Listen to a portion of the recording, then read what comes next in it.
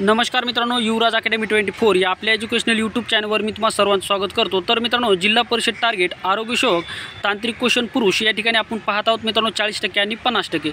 आपला न्यू सिलेबसनुसार मित्रांनो या ठिकाणी चौथ्या क्रमांकाचा व्हिडिओ, या अगोदर आपले 3 व्हिडिओ झाले, त्याची प्लेलिस्टसुद्धा मी बनवलेली आहे। तर मित्रांनो, तुम्ही प्लेलिस्टमध्ये जाऊन आरोग्य विभाग भरती पुरुष 40 व 50% प्लेलिस्ट आहे, ती प्लेलिस्ट मित्रांनो तुम्ही चेक करू शकता। आता चौथ्या क्रमांकाचा व्हिडिओ असणार आहे। यामध्ये मित्रांनो आपण 500+ प्रश्नाचा महासंग्राम सुरू केलेला आहे। यामध्ये भाग चौथा आपण या ठिकाणी पाहतो। अतिशय संभाव्य असे प्रश्न आहेत आणि हे प्रश्न मित्रांनो सर्व न्यू सिलेबसनुसार असणार आहेत। त्यामुळे सर्व व्हिडिओ तुम्ही जर पाहिले तर 100% तुम्हाला त्याचा फायदा होईल। आणि आरोग्यसेवक पुरुष आणि या ठिकाणी आरोग्यसेविका यांची भरती मित्रांनो लवकरच होण्याची शक्यता दाट आहे। परीक्षा मित्रांनो कधीही होऊ शकतात, त्यामुळे मित्रांनो आपलं तयारीत राहणं हे गरजेचं आहे। त्यामुळे मित्रांनो चला आता वेळ न लावता व्हिडिओची सुरुवात करूया। तर पहा मित्रांनो, भाग चौथा आपण या ठिकाणी स्टार्ट करणार आहोत। भाग चौथ्यामधला या ठिकाणी पहिल्या क्रमांकाचा व्हिडिओ आणि आपल्या सिरीजमधला हा 41व्या क्रमांकाचा या ठिकाणी मित्रांनो प्रश्न आहे। आणि आपला जे काही भाग चौथा आहे यामधला पहिल्या क्रमांकाचा व्हिडिओ आपल्या सिरीजचा या ठिकाणी 21व्या क्रमांकाचा या ठिकाणी प्रश्न आहे। तर पहा मित्रांनो, प्रौढ व्यक्ती जीवनसत्व बी कॉम्प्लेक्स किती आवश्यक असते? तर प्रौढ व्यक्तीमध्ये बी कॉम्प्लेक्स याची किती आवश्यकता असते? तर ती 100 mg एवढी आवश्यकता असते। म्हणजे दिवसाला 100 मिलीग्रॅम एवढी मित्रांनो बी कॉम्प्लेक्सची आपल्याला आवश्यकता असते। आता बी कॉम्प्लेक्समध्ये एकूण 8 जीवनसत्वाचा समावेश होतो। यामध्ये B1 B2 अशा स्वरूपाचे मित्रांनो जीवनसत्व असतात। यामध्ये 8 बी कॉम्प्लेक्स जीवनसत्वाचा समावेश होत असतो। त्याच्यानंतर 42 नंबरचा प्रश्न आणि या व्हिडिओमधला दुसऱ्या क्रमांकाचा प्रश्न आहे, कोणत्या जीवनसत्वाच्या कमतरतेमुळे तोंड येते? तर मित्रांनो, जे काय आपलं तोंड आहे तर कोणत्या जीवनसत्वाच्या कमतरतेमुळे येते? मित्रांनो, हा 10वीच्या पुस्तकामधला प्रश्न आहे, लक्षात ठेवा। तर कोणत्या जीवनसत्वाच्या कमतरतेमुळे आपले तोंड येते? तर बी कॉम्प्लेक्स या जीवनसत्वाच्या कमतरतेमुळे आपले तोंड येत असते। त्यामुळे मित्रांनो न्यू सिलेबसनुसारच हा प्रश्न आहे। त्याच्यानंतर पहा, आपका दवाखाना ही योजना कोणत्या राज्याने सुरू केली? तर आपका दवाखाना ही योजना हिमाचल प्रदेश या राज्याने सुरू केलेली आहे।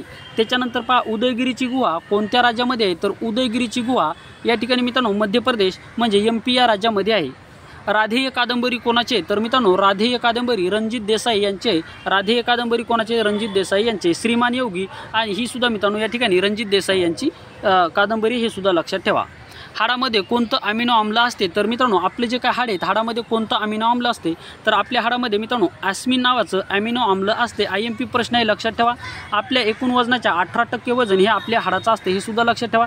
ज्यावेळेस बालकाचा जन्म होतो त्यावेळेस बालकामध्ये एकूण जवळपास 300 हाडे असतात आणि ज्यावेळेस आपण प्रौढ होतो त्यावेळेस आपल्या शरीरामध्ये एकूण 206 हाडे असतात।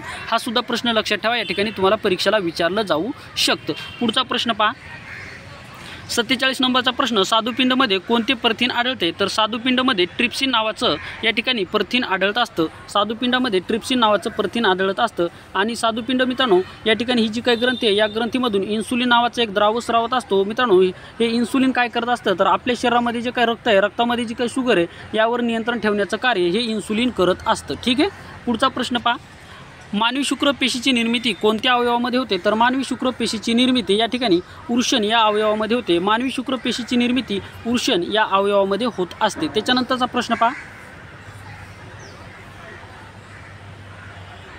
शरीराचे अनेक तुकडे होऊन प्रत्येक तुकडा नवजात सजीव म्हणून जीवन जगू लागतो, हा कोणत्या प्रकारचे प्रजनन आहे? तर पहा, शरीराचे अनेक तुकडे होऊन प्रत्येक तुकडा नवजात सजीव म्हणून जीवन जगू लागतो, त्याला कोणते प्रजनन असे म्हणतात? तर त्याला मित्रांनो खंडीभूत प्रजनन असे म्हणतात। पहा, खंडीभवन प्रजनन असे याला म्हणत असतात, हे सुद्धा तुम्हाला लक्षात ठेवणं गरजेचं आहे। आता खंडीभवन कसं लक्षात ठेवायचं? तर मित्रांनो पहा, या ठिकाणी तुकडे होणं म्हणजे काय? खंड होणं म्हणजे त्याला खंडीभवन असं म्हटलं जातं, हे सुद्धा तुम्ही या ठिकाणी लक्षात ठेवू शकता सहजरित्या। त्याच्यानंतर पहा, TB हा आजार कशापासून होतो? तर TB हा आजार मित्रांनो या ठिकाणी जीवाणूपासून होतो। कोणते आजार जीवाणूपासून होतात, कोणते आजार विषाणूपासून होतात? मित्रांनो यावर 100% तुम्हाला एक प्रश्न विचारला जाईल। त्यामुळे जीवाणूपासून होणारे आजार कुठले, विषाणूपासून होणारे आजार कुठले, हे तुम्हाला या ठिकाणी पाठ करायचं आहे। तर TB जो काय आजार आहे मित्रांनो हा जीवाणूपासून होणारा आजार आहे। आणि TB जागतिक TB दिवस म्हणून कधी साजरा केला जातो? तर 24 मार्च हा दिवस जागतिक TB दिन म्हणून साजरा केला जातो, हे सुद्धा लक्षात ठेवा। आणि TBवर BCG नावाची लस दिली जाते, BCG। बाल जन्माला बालकाला कोणती लस दिली जाते? BCG लस दिली जाते। ती कशावर? TBसाठी उपयुक्त असते, हे सुद्धा लक्षात ठेवा। आणि TBच्या जीवाणूचा शोध कोण लावला? तर रॉबर्ट कॉक या शास्त्रज्ञाने TBच्या जीवाणूचा शोध लावलेला आहे। एवढे मुद्दे तुम्हाला लक्षात ठेवायचे आहेत। पहा, गर्भधारणा होताना कोणत्या गुणसूत्राच्या एकत्रीकरणाने होणारे बाळ हे मुलगा असते? तर पहा, ज्यावेळेस गर्भधारणा होत असते त्यावेळेस कोणत्या गुणसूत्राच्या एकत्रीकरणाने होणारे बाळ हे मुलगा असते? तर मित्रांनो X आणि Y, म्हणजेच आईकडून X गुणसूत्र आलं आणि वडिलाकडून जर Y गुणसूत्र जर आलं, या दोघांच्या मिलनातून होणारं बाळ हे या ठिकाणी काय असतं? मुलगा असतं. म्हणजेच मुलाचा जन्म होणे पूर्णपणे या ठिकाणी कोणावर अवलंबून असतं? तर ते पुरुषावर अवलंबून असतं. आणि ज्यावेळेस आईकडून X आणि वडिलाकडून सुद्धा X हे गुणसूत्र येतात आणि यांच्या मिलनातून जे काय होणारं बाळ आहे तर मित्रांनो ती मुलगी असतं. काय असतं? ती मुलगी असतं. हे सुद्धा मुद्दे तुम्हाला लक्षात ठेवा. आणि मानवामध्ये एकूण 46 गुणसूत्रे असतात. किती? 46 गुणसूत्रे असतात. आणि गुणसूत्राच्या जोड्या जर विचारल्या तर 23 गुणसूत्राच्या जोड्या ह्या मानवामध्ये असतात. हे सुद्धा मुद्दे लक्षात ठेवा. ठीक आहे.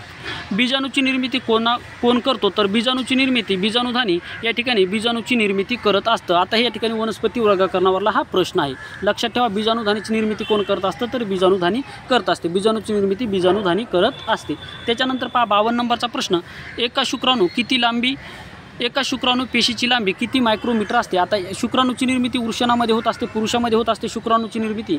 आणि शुक्राणूची जी काय लांबी किती मायक्रोमीटर असते? तर 60 मायक्रोमीटर एवढी शुक्राणू पेशीची या ठिकाणी काय असते? लांबी असते 60 मायक्रोमीटर. आणि सर्वात मोठी पेशी असा जर प्रश्न जर तुम्हाला जर आला तर शहामृगाच्या अंडे ही सर्वात मोठी पेशी आहे. 18 मायक्रोमीटर एवढा हा त्याचा व्यास असतो. ठीक आहे. हे सुद्धा तुम्हाला या ठिकाणी लक्षात ठेवायचं. 18 सेंटीमीटर एवढा त्याचा व्यास असतो. त्याच्यानंतर पहा, गर्भात असणाऱ्या बालकाला कशाद्वारे अन्नाचा पुरवठा केला जातो? तर गर्भामध्ये जे काय बालक असतं तर त्याला अन्न पुरवठा कशाद्वारे केला जातो? अशा स्वरूपाचा प्रश्न आहे. तर मित्रांनो अप्रा याद्वारे या ठिकाणी गर्भामध्ये वाढत असलेल्या बालकाला या ठिकाणी मित्रांनो काय अन्नाचा पुरवठा केला जातो? त्याला मित्रांनो आपल्या भाषेमध्ये नाळ असं म्हटलं जातं. ग्रामीण भागामध्ये त्याला काय नाळ म्हणतात. या नाळाद्वारे मित्रांनो जे काय गर्भामध्ये आईच्या गर्भामध्ये बाळ असतं तर याला अन्नाचा पुरवठा, ऑक्सिजनचा पुरवठा या नाळेद्वारे केला जातो. त्याला उपरा असं म्हटलं जातं. हे सुद्धा लक्षात ठेवा. त्याच्यानंतर पहा, उर्षणाचे संरक्षण व तापमान नियंत्रण कशामार्फत होते? तर उर्षणाचे संरक्षण व तापमान हे कशामार्फत होत असते? तर ते उर्षण कोशामार्फत होत असते. कशामार्फत? उर्षण कोशामार्फत हे होत असते. हे सुद्धा तुम्हाला लक्षात ठेवायचं आहे. आता अष्टकाचा नियम कोणत्या शास्त्रज्ञाने मांडला? तर अष्टकाचा नियम कोणत्या शास्त्रज्ञाने मांडलेला आहे? तर न्यूलँड्स या शास्त्रज्ञाने अष्टकाचा नियम या ठिकाणी मांडलेला आहे. त्याच्यानंतर पहा, आधुनिक आवर्तन सारणीमध्ये निष्क्रिय वायूंना कोणत्या गणात स्थान देण्यात आलेले आहे? तर आधुनिक आवर्तन सारणीमध्ये निष्क्रिय वायूंना कोणत्या गणामध्ये स्थान देण्यात आले? तर 18 या गणामध्ये स्थान देण्यात आले. किती? 18व्या गणामध्ये स्थान देण्यात आलेलं आहे. त्याच्यानंतर पहा, इकाबोरॉन या मूलद्रव्याला मेंडेलिव्हच्या आवर्तन सारणीनंतर काय म्हटले आहे? तर पहा, इकाबोरॉन या मूलद्रव्याला मेंडेलिव्हच्या आवर्तन सारणीनंतर काय म्हटले आहे?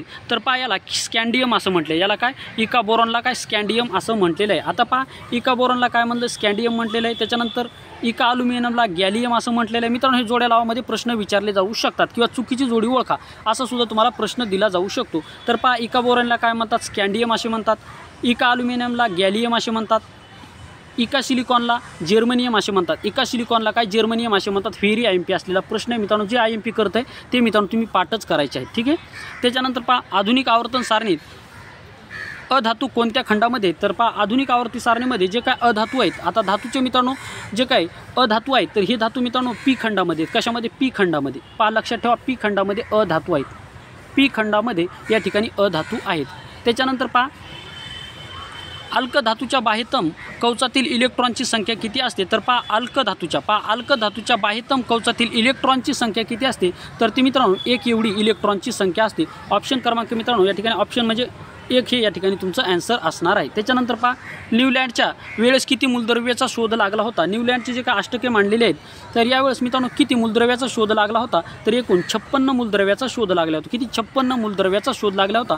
सर्व प्रश्न अतिशय महत्त्वाचे आहेत. त्याच्यानंतर पहा, आधुनिक आवर्तन सारणीत हॅलोजनला कोणत्या गणामध्ये स्थान देण्यात आले? पहा, आधुनिक जी काय आवर्तन सारणी कोण मांडली? तर आधुनिक आवर्तन सारणीचा जनक कोण आहे? तर मोसले हा आधुनिक आवर्तन सारणीचा जनक आहे. ठीक आहे. मोसले हा आधुनिक आवर्तन सारणीचा जनक आहे. तर आधुनिक आवर्तन सारणीमध्ये हॅलोजनला कोणत्या गणामध्ये स्थान देण्यात आलेले? तर 17 या गणामध्ये त्याला स्थान देण्यात आलेले आहे. ठीक आहे. त्याच्यानंतर पहा, आधुनिक आवर्तन सारणी निष्क्रिय वायूंना कोणत्या गणामध्ये स्थान देण्यात आले? तर आधुनिक आवर्तन सारणीमध्ये निष्क्रिय वायूंना कोणत्या गणामध्ये स्थान देण्यात आलं? तर 18 या गणामध्ये स्थान देण्यात आलेलं आहे. तर अशा प्रकारे विद्यार्थी मित्रांनो भाग 4 आपण या ठिकाणी पाहिलेला आहे. तर पुढच्या 5व्या भागामध्ये आपण पुढचे प्रश्न पाहणार आहोत. तर मित्रांनो हा होता व्हिडिओ आवडल्यास व्हिडिओ लाईक करा, चॅनलवर नवीन असाल चॅनलला सबस्क्राईब करा, जास्तीत जास्त मित्रांपर्यंत हा व्हिडिओ शेअर करा, व्हिडिओ आवडल्यास व्हिडिओला लाईक करा. आणि जर मित्रांनो तुम्हाला या व्हिडिओच्या दृष्टिकोनातून काही जरा मला सजेस्ट करायचं असेल तर नक्की मला कमेंट बॉक्समध्ये तसं सजेस्ट करू शकता. तर या ठिकाणी थांबूयात मित्रांनो, पुन्हा भेटूयात एका नवीन व्हिडिओमध्ये. तोपर्यंत take care, thank you, bye bye.